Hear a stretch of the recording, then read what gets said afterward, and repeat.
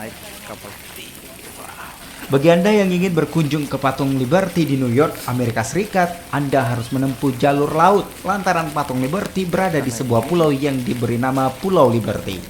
Setiap pengunjung harus menyeberang melalui dermaga penyeberangan dan harus membayar tiket masuk termasuk biaya penyeberangan dengan kapal feri yakni sebesar $18,5 Amerika atau setara dengan 260.000 per orang.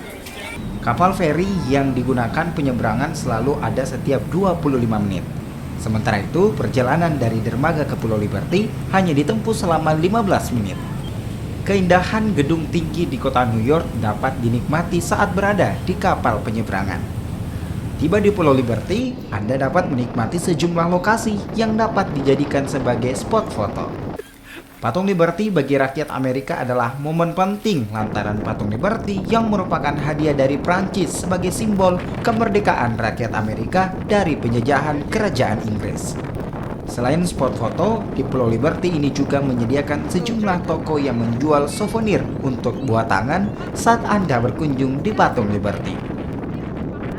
Saudara, sekarang saya ada di Pulau Liberty. Kita tahu ada satu monumen terkenal di sini adalah Patung Liberty.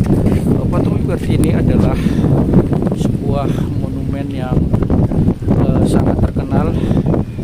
Sejarahnya monumen ini diberikan oleh pemerintah Prancis kepada Amerika, di mana ini adalah tanda agar